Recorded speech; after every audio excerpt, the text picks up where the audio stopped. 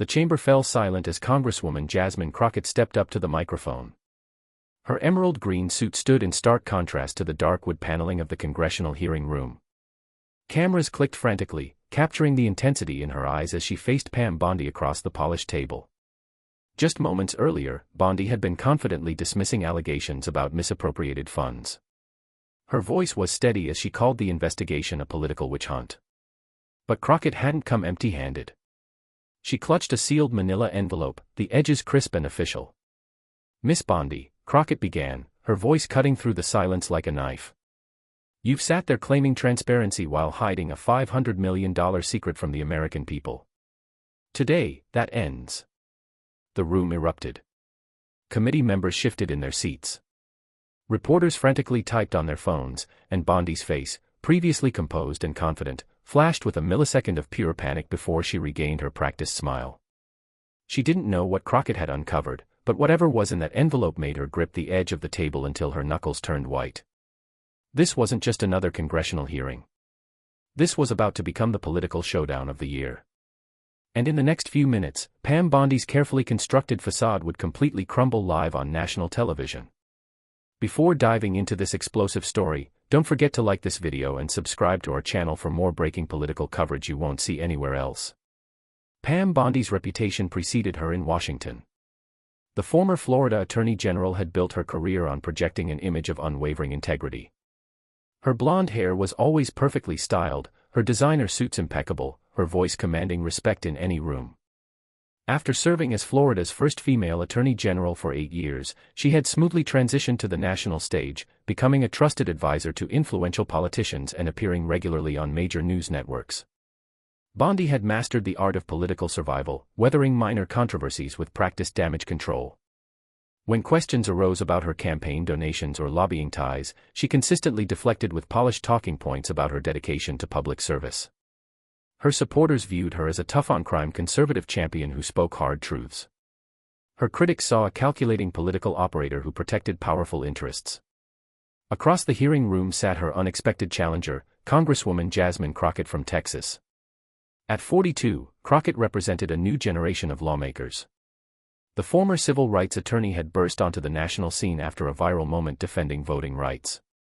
Unlike Bondi's carefully cultivated image, Crockett was known for her authenticity and direct approach. Her questioning during congressional hearings regularly generated headlines for cutting through political doublespeak. Is Crockett playing political games? Bondi had told reporters that morning outside the Capitol. This committee was formed with a clear agenda to attack conservatives, and I'm simply their latest target. She'd smiled confidently for the cameras, waving away questions about alleged financial irregularities. But behind the scenes, tensions were high. The hearing had been called after whistleblowers raised questions about a $500 million government contract awarded to Gulfstream Solutions, a company with suspected ties to Bondi during her time as Attorney General. The committee had been investigating for months, but solid evidence had remained elusive, until now. For Crockett, this wasn't just political theater. As she would later explain, when $500 million taxpayer dollars disappear into friendly pockets, that's not a Democrat or Republican issue. That's corruption, plain and simple. The stakes couldn't be higher. If Crockett's allegations proved true, it wouldn't just end Bondi's career. It could trigger one of the largest corruption investigations in recent political history, potentially implicating officials across multiple states. For Bondi, everything she had built over decades of careful political maneuvering hung in the balance of the next few hours. The committee chairman, Congressman Hayes, called the room to order. This hearing will come to order. We're here today to continue our investigation into the awarding of the Gulfstream Solutions contract and related matters. He turned to Crockett. Congresswoman Crockett, you have 10 minutes for questioning. As Crockett opened the manila envelope, the room went completely silent. Bondi shifted slightly in her seat, maintaining her composed expression. But those sitting closest to her noticed a slight tremor in her hand as she reached for a water glass. No one realized they were about to witness a moment that would be replayed on news channels for weeks to come. Miss Bondi, Crockett began, her voice measured but firm. I'd like to start by establishing some facts. She placed a document on the overhead projector, displaying a timeline of the Gulfstream Solutions contract approval. You've testified previously that you had no involvement with Gulfstream before during, or after this $500 million contract was approved. Is that correct? Bondi leaned toward her microphone. That's correct, Congresswoman. As I've stated multiple times, I had no personal or professional relationship with Gulfstream or its executives. Crockett nodded, seemingly accepting the answer. Then you've also testified that you've never personally benefited from any state contracts awarded during your tenure as Florida Attorney General. Correct. Absolutely correct, Bondi replied, a hint of irritation creeping into her voice. I've devoted my career to public service, not personal enrichment.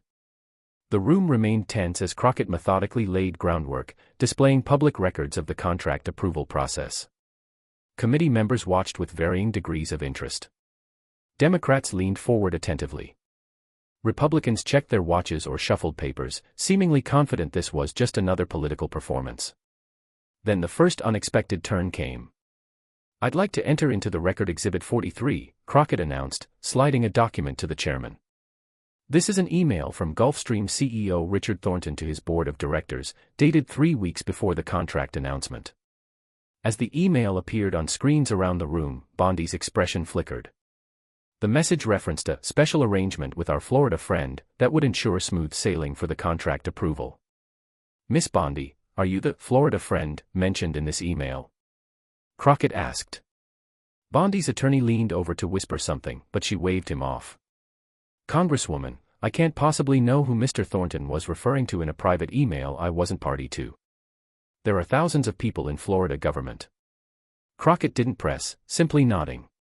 Fair enough. Let's move on.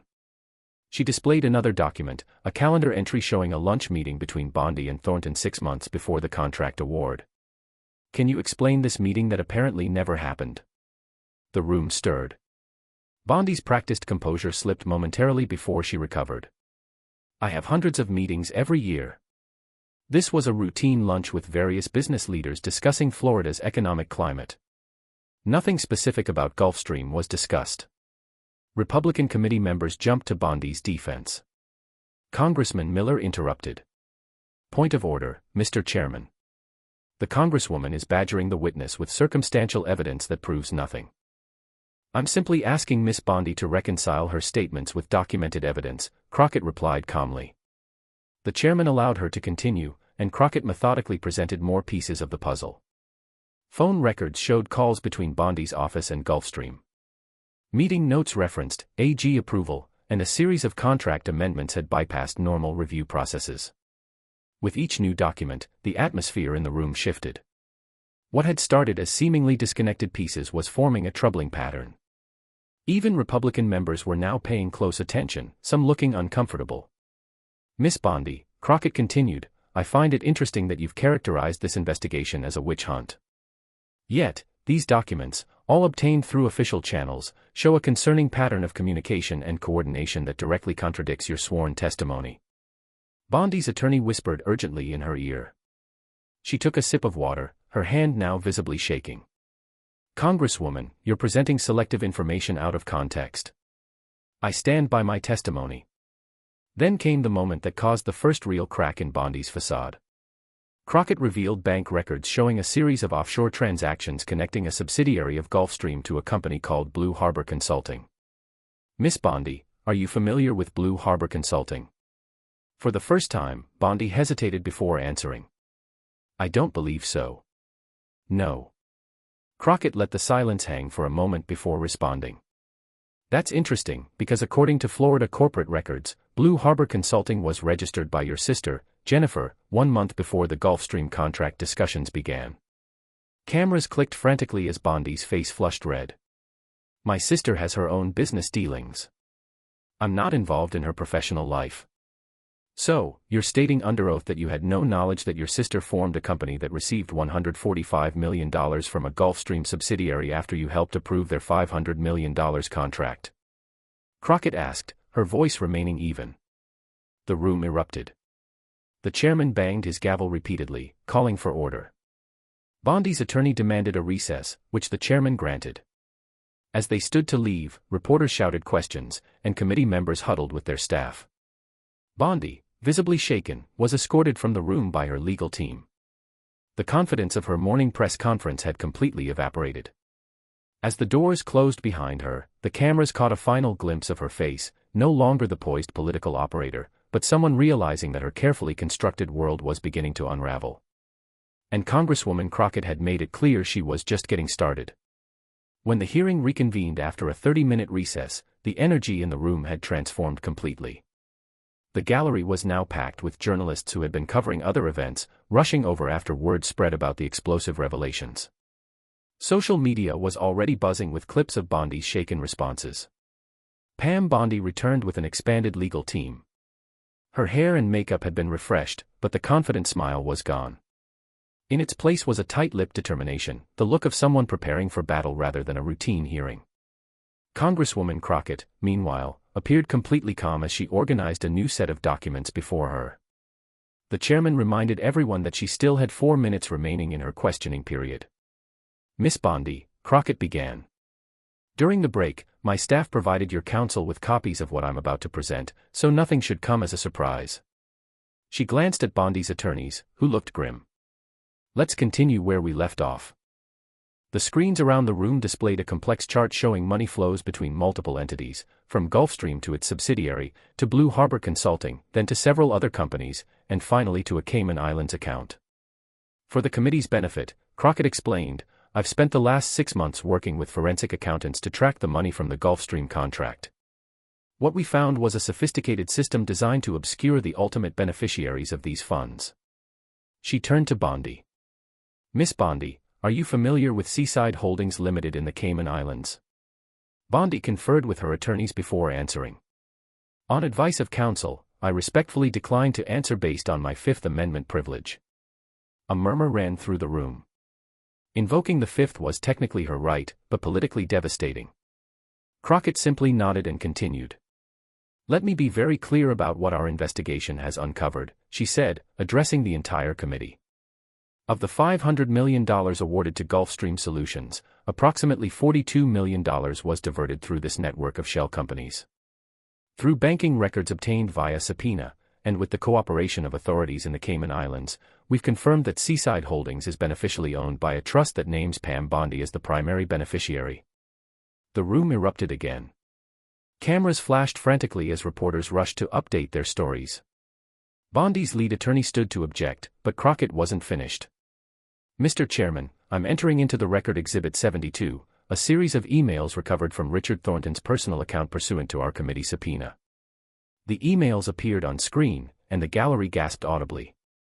The messages, dated throughout the contract negotiation period, were direct exchanges between Thornton and Bondi, discussing how to structure the deal to ensure our mutual benefits and maintain necessary distance. In one particularly damning email, Bondi had written, "The Seaside arrangement works. My team will never connect those dots as long as we keep Jennifer's role quiet." "Miss Bondi," Crockett said, her voice now carrying an edge of controlled outrage. "These emails directly contradict every statement you've made to this committee. They show you personally orchestrated a scheme to divert $42 million of taxpayer money to your own benefit. Would you like to amend your previous testimony?" Bondi's facade finally crumbled completely. Her hands trembled as she reached again for her water glass, spilling it across her prepared remarks. Her attorney frantically tried to dab at the spreading stain with tissues while whispering urgently in her ear. "I need a moment," Bondi stammered, her voice barely audible. But Crockett pressed forward relentlessly. "While Miss Bondi collects herself," she said, "I want to be clear about the gravity of what we're seeing. This isn't a technical violation or an oversight. This is deliberate fraud against American taxpayers, a public servant who was elected to uphold the law instead manipulating it for personal gain." Crockett turned directly to face Bondi. "And Miss Bondi, we haven't even gotten to the offshore properties yet." At this, Bondi's composure broke entirely. Tears welled in her eyes. Her breathing became rapid and shallow. "You don't understand," she said, her voice cracking. "There were circumstances. There were pressures. I never meant for it to go this far." The chairman, recognizing the dramatic shift in the hearing, attempted to regain control. "Miss Bondi, are you all right to continue? Do you need a break?" Before she could answer, Crockett delivered the final blow. "Mr. Chairman, I have one more exhibit." She motioned to an aide, who wheeled in a large poster board covered by a cloth. "This morning, Miss Bondi called our investigation a witch hunt. She claimed we were pursuing her for political reasons." Crockett pulled away the cloth to reveal an enlarged photograph of a luxury villa on a tropical beach. "This is the $12 million property in the Turks and Caicos purchased by Seaside Holdings 3 months after the Gulfstream contract was finalized. Miss Bondi has spent 6 vacation weeks there in the past year alone." She turned to face Bondi directly. "This isn't about politics. This is about corruption, pure and simple." Bondi's face crumpled in full view of the cameras. The composed, powerful former Attorney General broke down, sobbing. "I can explain," she managed between breaths, but no explanation followed. Her lead attorney stood. "Mr. Chairman, my client is clearly distressed. We request an immediate recess." The chairman agreed, but the damage was done. As Bondi was led from the room by her legal team, her mascara streaked down her cheeks, her shoulders hunched in defeat. The cameras captured every moment of her collapse. Congresswoman Crockett remained at her seat, calm but resolute, the documents of her months-long investigation spread before her. In less than an hour, she had methodically dismantled one of the most powerful women in American politics. As the committee room cleared for recess, journalists rushed to file their stories, and committee members huddled in shocked discussions. Crockett simply gathered her papers and prepared for the next phase. The exposure was complete, but the repercussions were only beginning. Within minutes of Bondi's breakdown, video clips spread across social media like wildfire. #BondiBreakdown and #CrockettExposure became the top trending hashtags nationwide. News networks interrupted regular programming to show the dramatic confrontation on loop, with analysts scrambling to explain the significance of what had just transpired. The hearing never officially resumed after a closed-door meeting between Bondi's legal team and committee leadership. An announcement came that Bondi had been transported to a local medical facility for observation. Her spokesman released a brief statement citing exhaustion and dehydration, but no one was buying that explanation. By evening, all major networks led with the story, breaking, former AG Pam Bondi implicated in $42 million corruption scheme, flashed across screens nationwide. Political commentators from across the spectrum struggled to process the scale of the revelations. "What we witnessed today wasn't just the fall of Pam Bondi," said veteran political analyst Robert Chin on CNN. "This could be the beginning of the largest public corruption investigation since Watergate. The implications are staggering." Congresswoman Crockett held a brief press conference on the Capitol steps as the sun began to set. The warm golden light was a stark contrast to the cold facts she had exposed. "Today wasn't a victory for me or for any political party," she told the assembled reporters. "If anything, it's a sad day for American democracy, but it's also a necessary one. The American people deserve to know when their trust has been violated." When asked how she had uncovered the complex financial trail, Crockett revealed the painstaking process that had led to this moment. "This investigation began with a single whistleblower, a mid-level accountant at Gulfstream, who noticed irregularities in the contract payments. My team followed every lead, reviewed thousands of documents, and worked nights and weekends for 6 months. We faced roadblocks at every turn, subpoenas were fought, records were accidentally deleted, and witnesses were pressured to stay silent." She paused before adding, "And I should note that this investigation isn't over. The money trail suggests that Miss Bondi wasn't acting alone." That statement sent another shockwave through Washington. Who else might be implicated? Speculation ran rampant as reporters pressed for details, but Crockett declined to name names, saying, "Only the evidence will guide us where it needs to go." By the following morning, the Justice Department announced the formation of a special task force to investigate the Gulfstream contract and related matters. The FBI executed search warrants at Bondi's residences in Florida and Washington, as well as at the offices of Gulfstream Solutions and several related companies. Richard Thornton, the CEO of Gulfstream, was taken into custody at Miami International Airport while attempting to board a flight to Venezuela. His attorney released a statement indicating that Thornton was cooperating fully with authorities and was prepared to provide testimony regarding Miss Bondi's role in orchestrating the scheme. Bondi herself remained out of public view for 3 days before releasing a video statement from an undisclosed location. Gone was the polished politician. The woman who appeared on screen looked exhausted, her face drawn, her voice hollow. "I want to apologize to the people of Florida and to all Americans," she began, reading from a prepared statement. While there are aspects of Congresswoman Crockett's allegations that have been mischaracterized, I cannot and will not deny that I failed to maintain the ethical standards that public service demands. She stopped short of admitting criminal wrongdoing but announced her resignation from all public and private positions, citing the need to focus on personal matters and mounting legal challenges. The political ramifications extended far beyond Bondi herself. As Crockett had hinted, the investigation quickly expanded to include other officials. Within 2 weeks, subpoenas were issued to 3 former state officials in Florida who had served on the Contract Approval Board, 2 federal regulators who had expedited necessary permits, and a senior congressional staffer who had helped secure the federal funding. The case also spotlighted Congresswoman Crockett, thrusting her into a national spotlight. Profile pieces highlighted her background as a civil rights attorney before entering politics, her methodical approach to the investigation, and her reputation for working across the aisle when principle demanded it. Jasmine Crockett represents something increasingly rare in American politics, wrote the Washington Post editorial board. She pursued this investigation not because Bondi was a political opponent, but because corruption is corruption, regardless of party affiliation. Her approach was not to grandstand, but to meticulously build an irrefutable case. Social media transformed Crockett into an overnight sensation. Clips of her methodical questioning garnered hundreds of millions of views. Young people particularly embraced her, with TikTok flooded with remixes of her most devastating lines set to dramatic music. A Gallup poll conducted 1 week after the hearing showed 76% of Americans, including 62% of Republicans, approved of how Crockett had handled the investigation. Public trust in Congress, typically abysmal, saw a modest but significant bump, suggesting Americans appreciated seeing a legislator doing actual oversight rather than partisan theatrics. The financial implications were equally significant. Trading of Gulfstream's parent company stock was temporarily halted after it lost 43% of its value in 2 days. The company's board fired its entire executive team and hired outside counsel to conduct an internal investigation, desperately trying to distance itself from the scandal. State officials in Florida announced a comprehensive review of all contracts approved during Bondi's tenure, pledging to implement new transparency measures and ethical safeguards. The state comptroller estimated that recovering misappropriated funds could ultimately return hundreds of millions to state coffers. Perhaps most importantly, the scandal transcended typical partisan divisions. While conservative media initially attempted to frame the investigation as a political attack, the evidence Crockett presented was too overwhelming to dismiss. Even Bondi's strongest allies couldn't defend the luxury villa purchased with diverted taxpayer funds, noted one commentator.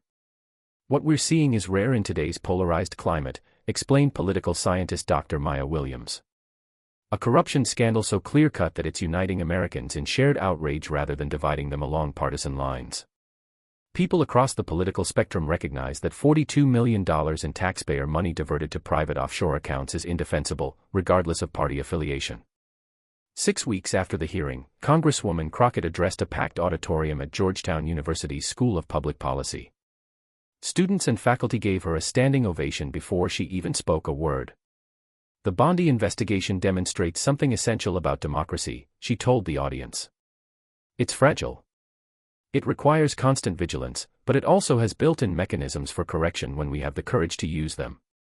She continued, "Many have asked me why I pursued this investigation when conventional wisdom said Pam Bondi was too powerful to touch. The answer is simple: no one should be above accountability, not me, not you, and certainly not those entrusted with public power." As Crockett's words spread through news coverage and social media, they resonated with a public hungry for authentic leadership. Her approval rating soared, with many speculating about her future political prospects. Would she seek higher office or become a committee chair? For her part, Crockett deflected such questions, insisting her focus remained on completing the investigation and ensuring appropriate consequences. For Pam Bondi, those consequences were swift and severe. A federal grand jury indicted her on 22 counts, including wire fraud, money laundering, conspiracy, and tax evasion. If convicted on all counts, she faced up to 30 years in prison. Her legal team immediately began negotiating with prosecutors, suggesting she might be willing to implicate others in exchange for leniency. The scandal continued to expand, touching multiple states and levels of government. Journalists dubbed it Streamgate, with new revelations emerging weekly. Each new connection exposed reinforced the central theme of Crockett's investigation: corruption flourishes in darkness but withers under scrutiny. 3 months after the hearing, a comprehensive ethics reform bill, titled the Public Trust Restoration Act, was introduced in Congress with bipartisan sponsorship. The legislation, which directly addressed many of the loopholes exploited in the Gulfstream scheme, quickly gained momentum. "Sometimes it takes a shock to the system to create meaningful change," said the bill's Republican co-sponsor at a joint press conference with Crockett. What happened with the Gulfstream contract was a betrayal of public trust that transcends political divisions. This legislation is a first step toward rebuilding that trust. As the investigations, indictments, and reforms continue to unfold, the dramatic confrontation between Congresswoman Crockett and Pam Bondi became more than just a viral political moment. It became a case study in effective oversight, a reminder of the power of persistent investigation, and a rare example of accountability in an era often defined by its absence. The American public, so accustomed to political figures escaping consequences, witnessed something they had almost forgotten was possible: a powerful figure held accountable in real time, not through partisan attacks or media spectacle, but through methodical exposure of documented facts. For Jasmine Crockett, who had entered the hearing room as a relatively unknown congresswoman and emerged as a symbol of governmental integrity, the work continued. There were more documents to review, more witnesses to question, more connections to uncover. The $500 million secret she had exposed was likely just the tip of the iceberg. And for citizens watching from home, the message was clear: in a functioning democracy, no secret remains hidden forever. No power remains unchecked indefinitely. And sometimes, just sometimes, justice is served live on camera for all to see. Thank you for watching this incredible story unfold. If you found this breakdown valuable, don't forget to like this video and subscribe to our channel. Hit that notification bell to stay updated on all our political analysis and breaking news coverage. The fight for transparency and accountability continues, and we'll be here to bring you every development as it happens.